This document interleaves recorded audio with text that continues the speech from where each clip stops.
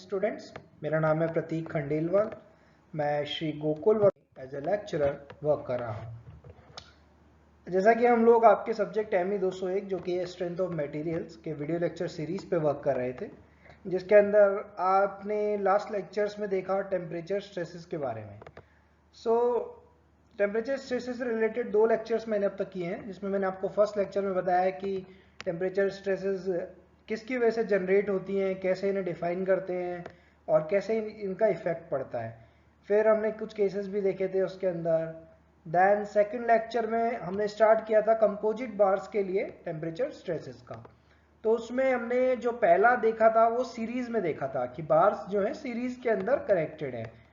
आज उसमें हमने देखा कि कैसे इनका रिलेशन रहता है, कैसे हम लोग टेम्परेचर स्ट्रेस की वैल्यू इसमें निकाल सकते हैं, सिग्मा 1 और सिग्मा 2 की वैल्यूज, दो इक्वेशन जो हमने वहाँ पे लगाई थी।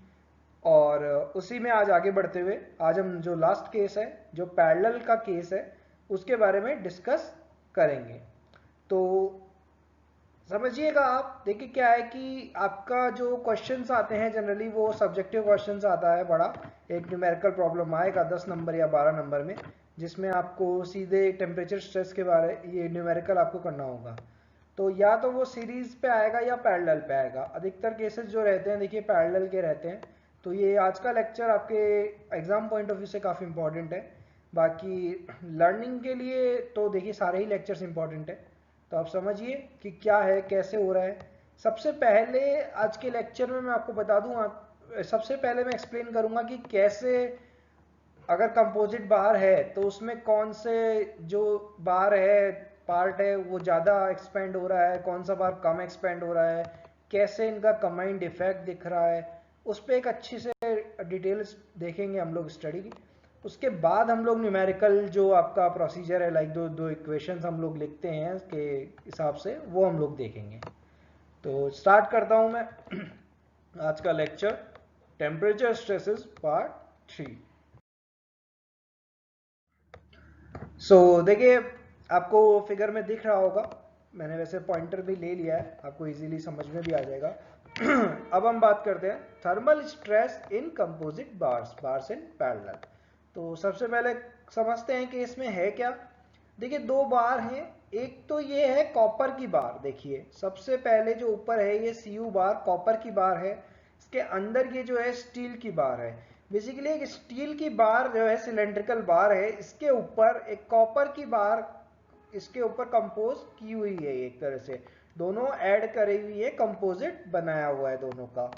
तो इसमें जो स्टील की बार है उसका जो डायमीटर है वो स्मॉल d है हमारा, और जो कॉपर बार है उसका जो एक्सटर्नल डायमीटर है वो कैपिटल D है। उसका जो इंटरनल डाय है वो तो D ही हमने कंसीडर किया है यहाँ पे जनरली, और जो एक्सटर्नल डायमीटर है बाहरी जो उसका व्यास है वो हमने कैपिटल D यहाँ पे सेलेक्ट किया है। तो और इसी पूरे के पूरे इस कंपोजिट बार का हमने टेम्परेचर बढ़ाया है T डिग्री सेंटीग्रेड से, और इसकी जो लेंथ है वो L है, यहाँ पे लेंथ दोनों की सेम रहेगी। अब हम देखते हैं कि इफेक्ट कैसा होता है टेम्परेचर स्ट्रेसेस की वजह से, हो क्या रहा है, बढ़ा जो रहे हम टेम्परेचर उसकी वजह से क्या फर्क पड़ रहा है इसमें। तो सबसे पहले मैंने ये वाली आप AB बार है अपनी, AB बार को ऐसे कैसे मैंने यहाँ पे ये रखा हुआ है। अब इसमें आप देखिए कि सबसे पहले तो थर्मल स्ट्रेन कितना आएगा। तो थर्मल स्ट्रेन जो था उसकी वैल्यू कैसे लिखते थे हम लोग, अल्फा इंटू टी लिखते थे। अब देखिए टी तो सेम है दोनों बार के लिए, टेम्परेचर तो हम सेम ही बढ़ा रहे हैं, लेकिन क्या अल्फा सेम है दोनों बार का? अल्फा तो सेम नहीं है। अल्फा जो कॉपर का होगा वो अलग होगा, अल्फा जो आपका स्टील का होगा वो अलग होगा। अभी अल्फा की वैल्यूज भी मैंने आपको लास्ट लेक्चर में दी थी, लास्ट लेक्चर में जो भी दिया था। तो अल्फा ये मैंने आपको बताया था कि देखिए कॉपर बार जो होती है उसका अल्फा आपका ज्यादा होता है स्टील बार से। तो इसका क्या मतलब है कि देखिए अगर अल्फा ज्यादा है इसका मतलब उसमें जो चेंजेस होंगे वो ज्यादा आएंगे। तो देखिए अब हम देख रहे हैं थर्मल स्ट्रेन फर्स्ट बार के अंदर। फर्स्ट बार किसको माना है हमने, फर्स्ट बार हमने यहाँ पे माना है आपका कॉपर 2। तो कॉपर वाला जो है वो फर्स्ट बार रहेगा आपका। अब कॉपर का देखिए आप जो थर्मल जो इसमें स्ट्रेन आएगा वो यहाँ से लेके इसको यहाँ तक बढ़ा देगा। ये है इसके थर्मल स्ट्रेन की वैल्यू। लाइक अगर हम लोग बात करें, ये जो बीम होनी चाहिए वो कैसी हो जानी चाहिए, ए बी से बढ़कर ए बी वन हो जानी चाहिए ये बीम। ये इसका थर्मल स्ट्रेन कहता है। समझ आया आपको, थर्मल स्ट्रेन की वजह से। लेकिन और उसके बाद बात करें हम लोग की किसकी, जो स्टील वाली है, स्टील वाली की बात करें तो उसका जो थर्मल स्ट्रेन है वो देखिए आप कहां तक है। ये थर्मल स्ट्रेन जो 2 बार का है वो ये इतना है, तो वो जो आएगा केवल ये B2 पार्ट तक आएगा। अब देखिए समझिएगा आप कि जो स्टील की बार है वो केवल B2 तक बढ़ रही है और जो कॉपर की बार है वो B1 तक बढ़ रही है। तो क्या ऐसा हो सकता है कि ये दोनों अलग अलग हो जाए? वो तो हो नहीं सकता है। क्यों? क्योंकि ये दोनों एक साथ जुड़े हुए हैं। तो अब होता क्या है देखिए एक्चुअल में, कि जो एक तो यहाँ होनी चाहिए B2 पे, एक होनी चाहिए B1 पे। तो यहां से तो हम लोग क्या लगाते हैं, इस पे टेंसाइल फोर्स लगता है या टेंसाइल स्ट्रेस लगती है, तो उससे तो खिंच के ये यहाँ पे आती है। और यहाँ पे कंप्रेसिव स्ट्रेस लगती है, वो कंप्रेसिव स्ट्रेस कहाँ तक लाती है, इसको यहाँ पे लाती है। तो ये दोनों मिलके जो हमारी फाइनल बार जो दिखेगी हमें, वो हमें इस B3 पॉइंट पर दिखती है। तो हमारी जो फाइनल बार बनेगी वो AB से लेके AB3 तक दिखाई देगी हमें। तो एक्चुअल हमें ये दिखाई देगी। लेकिन अब आप जानते हैं कि जो ऊपर वाली बार है वो तो यहाँ तक आ जानी थी और जो नीचे वाली बार है वो यहीं तक रहनी थी। तो ये डिफरेंस ये है इसमें, लेकिन दोनों का जो मिक्स बनता है वो यहाँ तक आता है। तो अब इसमें क्या होगा ये समझिएगा कि सेकंड जो बार थी स्टील, वो हमें यहीं तक थी। अब उसे तो हमें यहां तक लाने के लिए क्या करना पड़ेगा, खींचना पड़ेगा इसको। और तो इस पे क्या करना पड़ेगा, टेंसाइल स्ट्रेस जनरेट होगी। तो ये आप ध्यान रखिए कि जिसका अल्फा कम हो रहा है, जिसका अल्फा कम है वही कम आगे एक्सपेंड हो पा रही है, तो उस पे तो टेंसाइल स्ट्रेस लगेगी। और जिस पे अल्फा ज्यादा है जो कि है कॉपर, तो उस पे क्या होगी, टेंसाइल की जगह कंप्रेसिव स्ट्रेस लगानी पड़ेगी। तो कंप्रेसिव स्ट्रेस से वो क्या है कि वो B3 पॉइंट तक आ सके। तो ये यहाँ पे एक इंपॉर्टेंट चीज है, आप देखिएगा कि जिसका अल्फा ज्यादा होगा, अगर टेम्परेचर बढ़ा रहे हैं तो उसमें कम tensile stress generate, compressive stress generate होगी, और जिसका अल्फा कम होगा उसमें टेंसाइल स्ट्रेस जनरेट होगी। जबकि ये केस सीरीज में एकदम सेम था। समझने की कोशिश करिएगा। देखिए मुझे पता है थोड़ा टिपिकल है, एक बार मैं फिर इसको रिवाइज कर रहा हूं, तो एक बार ध्यान से समझिए, बिल्कुल इजीली समझ में आ जाएगा। सबसे पहले हमारे पास बार थी, ये बार है ए से बी तक। अब इसमें है दो मटेरियल, एक तो है कॉपर और एक है स्टील। अब कॉपर का जो अल्फा है, जो एक्सपेंशन कोफिशिएंट है, वो ज्यादा है। तो कॉपर वाली बार तो क्या करेगी कि ये आगे तक बढ़ जाएगी, तो ये B1 तक आ जाएगी। लेकिन स्टील का तो अल्फा जो है वो कम है, तो स्टील वाली जो बार है वो B2 तक ही रह जाएगी। अब ऐसा तो हो नहीं सकता है कि ये B2 तक ही रहे और ये B1 तक आ जाए। तो इसीलिए क्या होता है कि दोनों मिलके एक पॉइंट बीच का B3 पर ये रहती है। तो अब B3 तक ये कैसे आएंगी, इसको तो यहां से देखिए एक्सटेंड करना पड़ेगा, तो मतलब टेंसाइल स्ट्रेस यहाँ पे जनरेट होगी, और इसको यहाँ पे बैक वापस लाना पड़ेगा, तो इसमें कंप्रेसिव स्ट्रेस जनरेट होंगी। तो इस तरह से जो फाइनल बार मिलती है हमें, वो मिलती है AB3। और यही हम लिखेंगे थर्मल डिफॉर्मेशन या फिर थर्मल स्ट्रेन ऑफ कंपोजिट बार। तो आई होप आपको समझ में आया होगा क्या मैं समझाना चाह रहा था। और इसके जो नोटिफिकेशन, ये जो टर्मिनोलॉजी है, ये देख लेते हैं क्या क्या इसमें डिफाइन किया हुआ है। BB1 को डिफाइन किया हुआ है थर्मल थर्मल डिफॉर्मेशन है ऑफ कॉपर ट्यूब, जो कि ज़्यादा है। BB2 को thermal deformation of steel bar दिखा रखा है।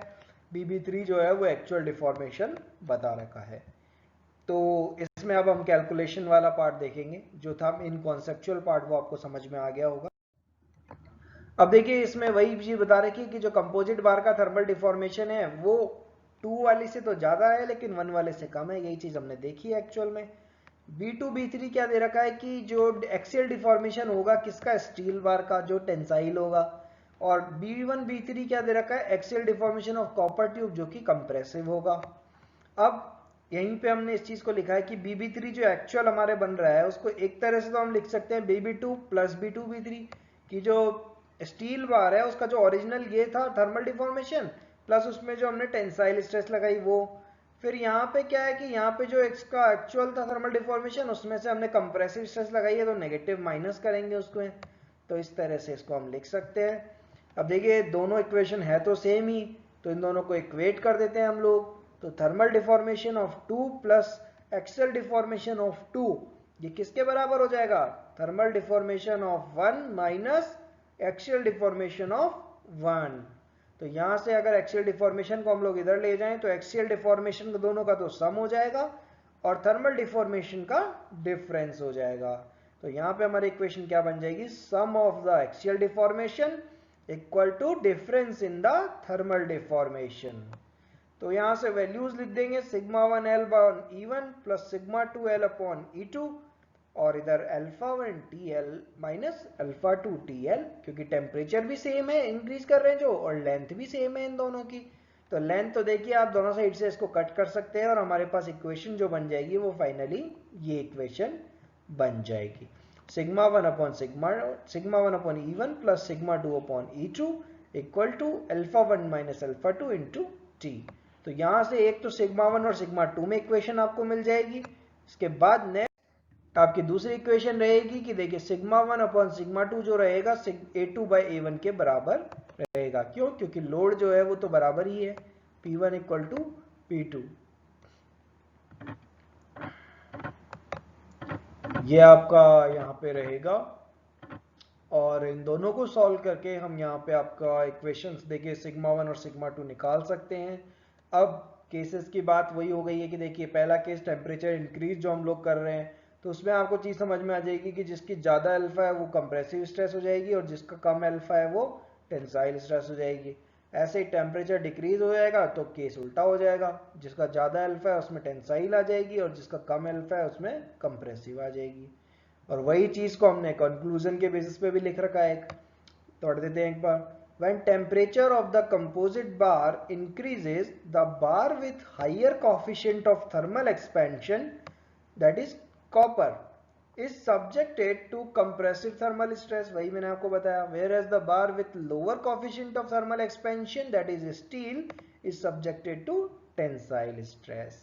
अब ये इंक्रीज का केस था और सिमिलरली इसके साथ ही डिक्रीज का केस हो जाएगा कि when temperature of composite bar decreases, अब टेम्परेचर डिक्रीज कर रहे हैं हम लोग, तो देखिए क्या होगा, हाइयर वैल्यू ऑफ अल्फा है, इसका मतलब वो ज्यादा कंप्रेस हो जाएगा। वो ज्यादा कंप्रेस हो गया तो हमें उस पर टेंसाइल लगानी पड़ेगी, और अगर जो अल्फा जिसका कम है वो कम कंप्रेस होगा तो उसको हमने कंप्रेसिव लगानी पड़ेगी। तो यही चीज है, सेम जो सिमिलर केस है वो बिल्कुल उल्टा हो जाएगा। तो ये था स्टूडेंट्स थर्मल स्ट्रेस का आपका पैरेलल का केस, और इसी के साथ हमारा थर्मल स्ट्रेस जो टेम्परेचर स्ट्रेस का टॉपिक है वो खत्म होता है। इसमें हमने जितना आपके सिलेबस में था उससे ज़्यादा ही देख लिया है। अब इस पर यह है कि न्यूमेरिकल प्रैक्टिस आप जितनी ज़्यादा करेंगे उतना ज़्यादा बेटर है, और कोई भी डाउट्स आते हैं तो आप मुझसे डाउट क्लास में कर सकते हैं questions. Thank you students for today's lecture.